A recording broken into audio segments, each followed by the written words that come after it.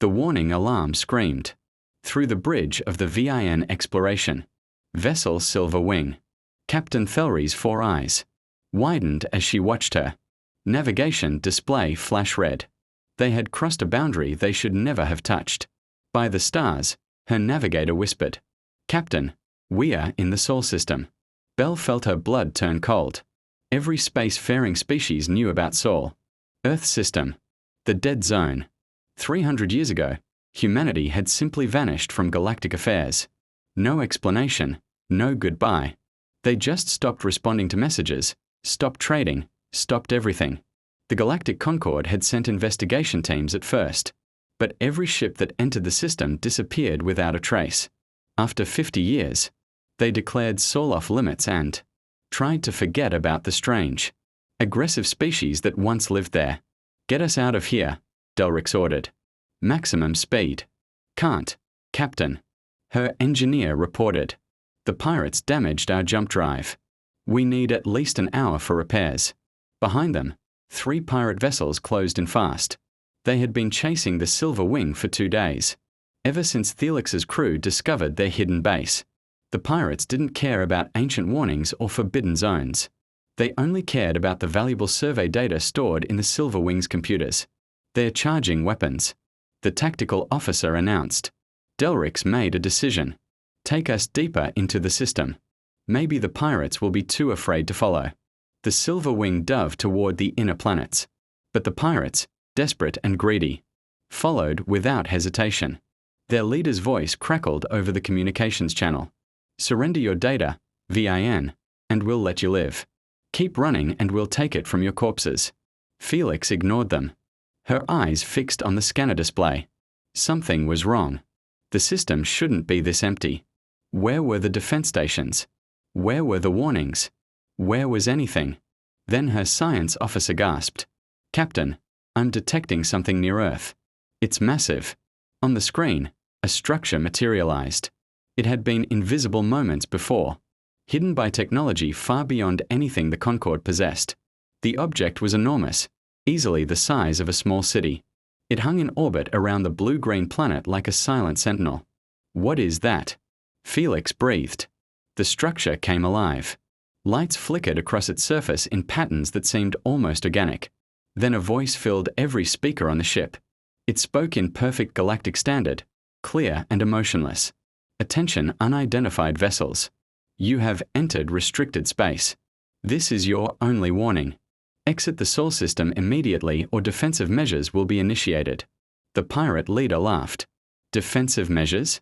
That thing's been dead for 3 centuries. It's probably just an automated recording." The largest pirate ship fired a missile at the structure.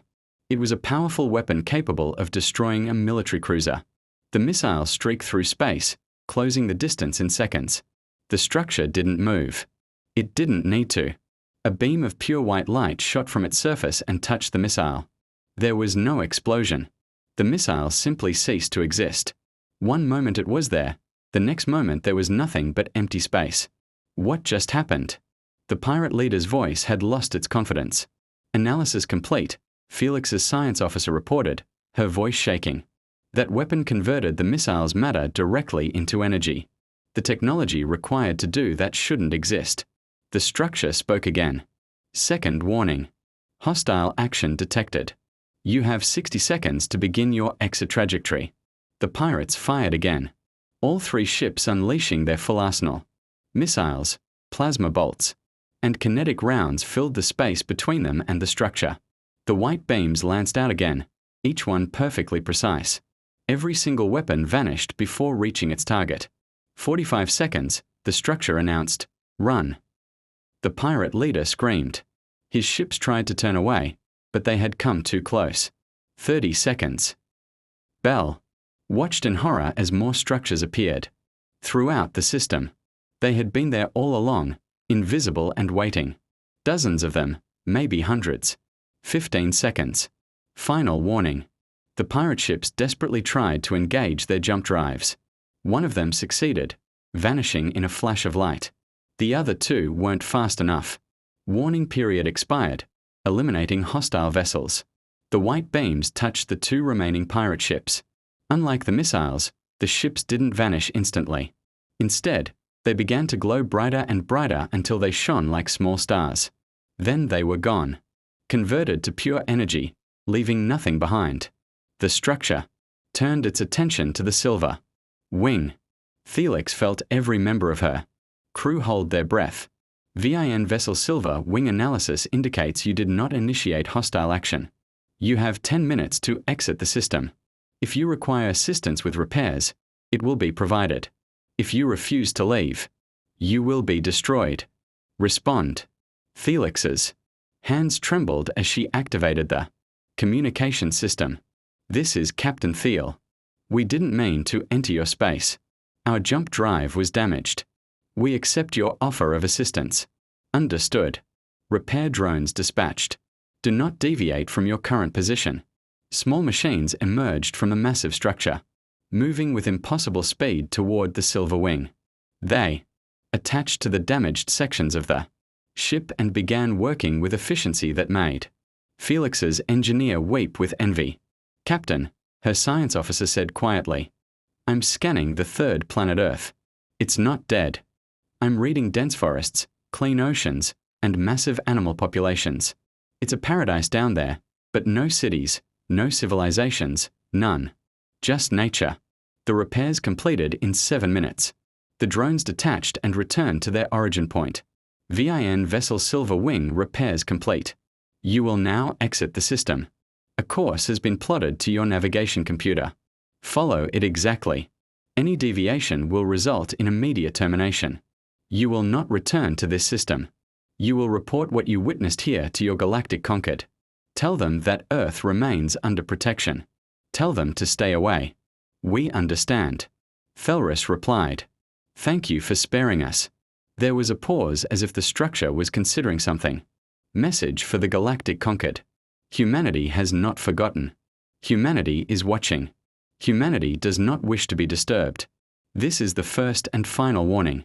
The silver wing jumped away, following the provided course. Exactly.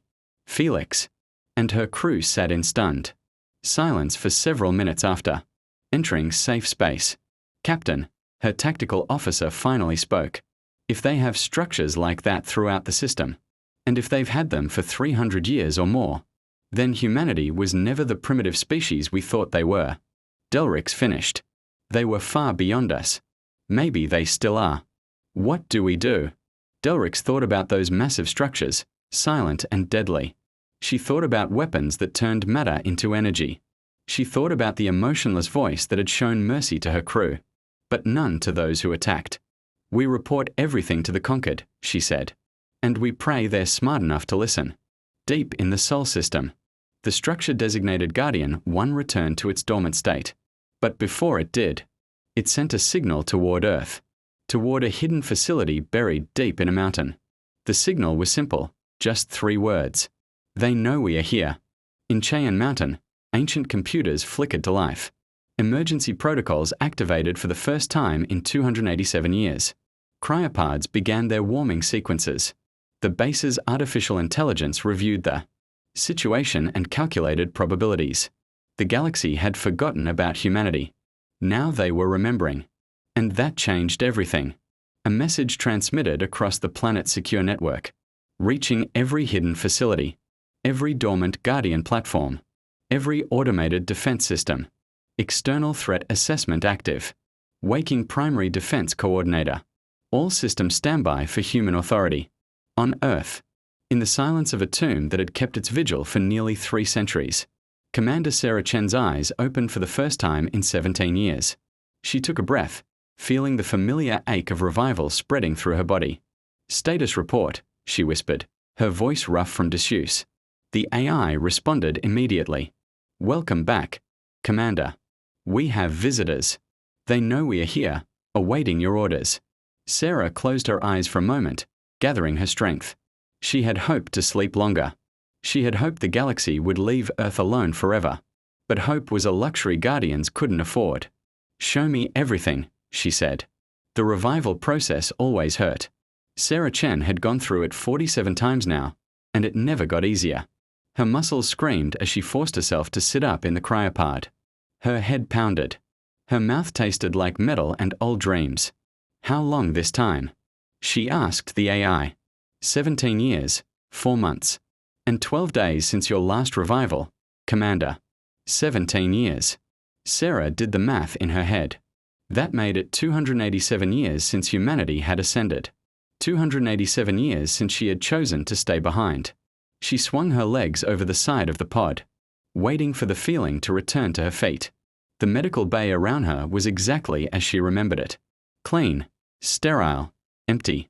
It had been built to house a crew of 200. Now it only served one. Give me the summary, she said, reaching for the jumpsuit that lay folded nearby. The AI projected information directly into her neural implant.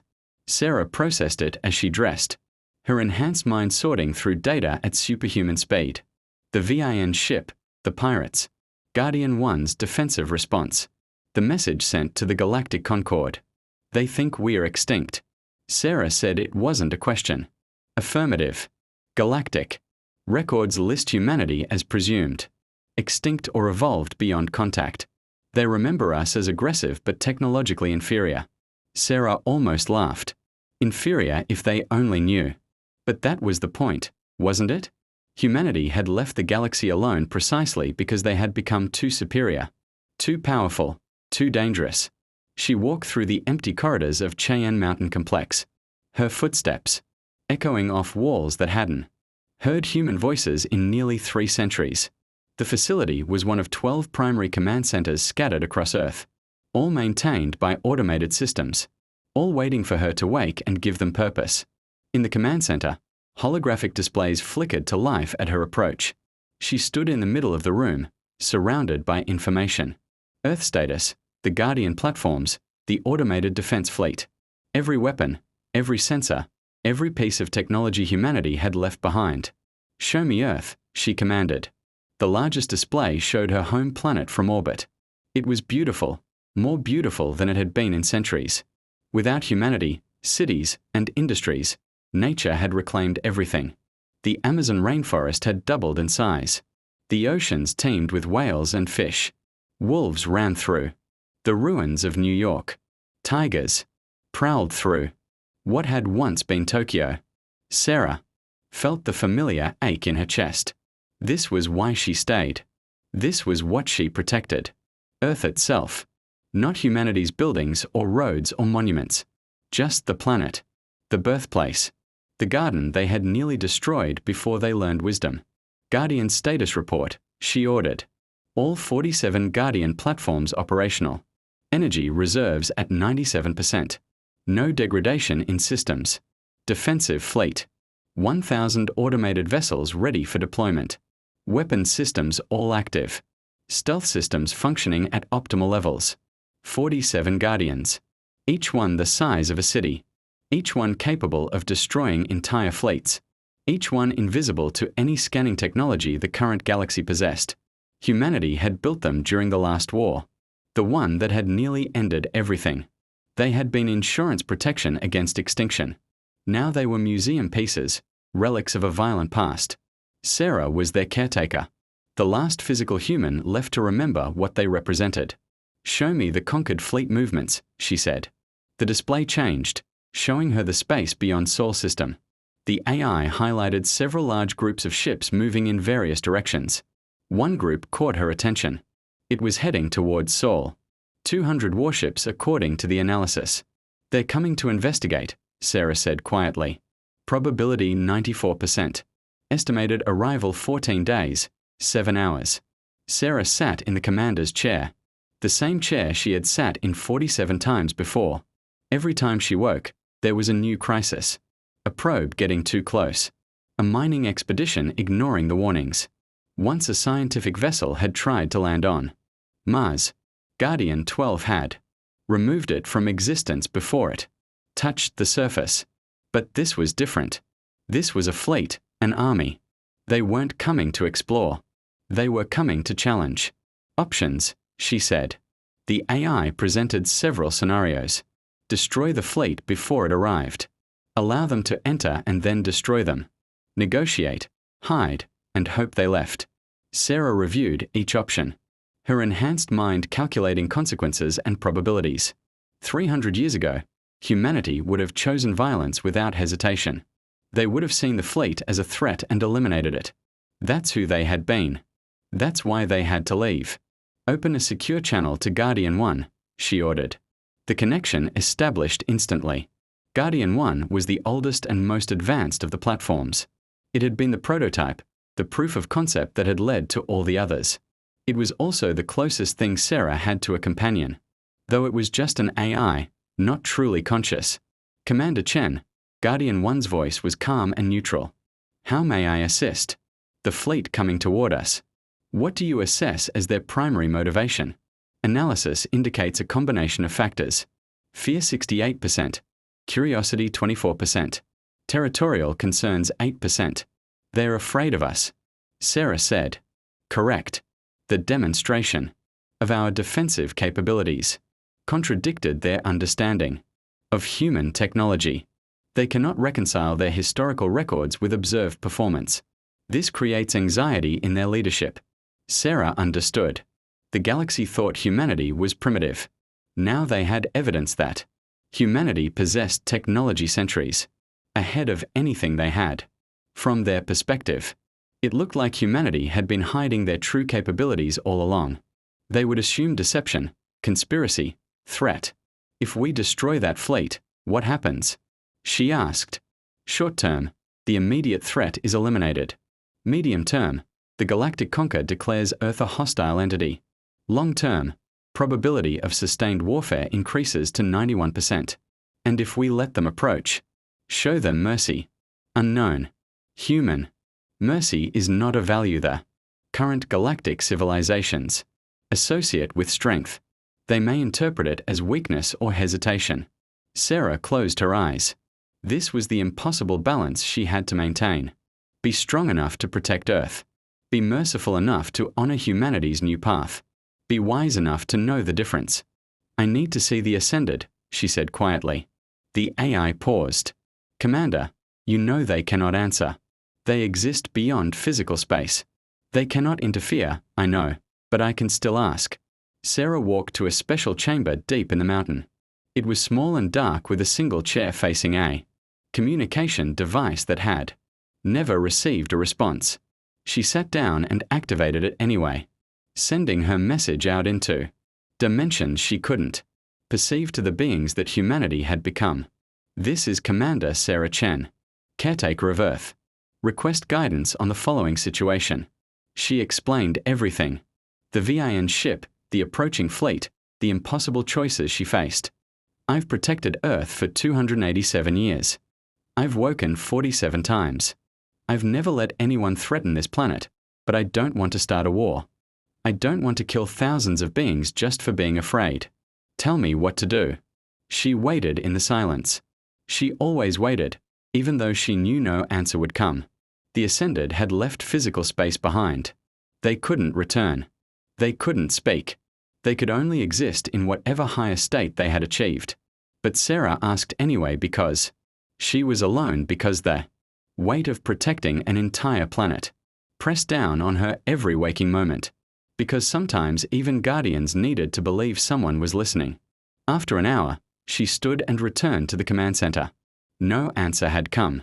No answer ever came. AI, begin preparations for contact with the Concord fleet. I want full defensive positions, but no aggressive posturing. Open a communication channel as soon as they enter the system. Acknowledged. What message will you transmit? Sarah thought about that. What do you say to people who fear you? How do you explain that you're not their enemy without sounding weak? How do you honor the memory of what humanity had been while showing what they had become? I'll tell them the truth, she finally said. That Earth is protected. That I'm its guardian. That I don't want to fight them. But I will if they force my hand. And if they don't believe you. Sarah looked at the displays showing her beautiful living planet. She thought about the forests and oceans. She thought about the animals that ran free. She thought about her duty. Then I'll show them what happens when you threaten something a human has sworn to protect. I'll show them why humanity left the galaxy. and I'll pray they're smart enough to learn from it. The AI processed this. Preparing all systems. 14 days until contact. 14 days, Sarah repeated. She had that long to prepare. 14 days to get ready for the moment when the galaxy would finally remember why they had been so relieved when humanity disappeared. She hoped it would be enough. Supreme Admiral Coral of the Zenthri stood on the bridge of his flagship, the Righteous Fury, and watched the Sol system grow larger on his displays.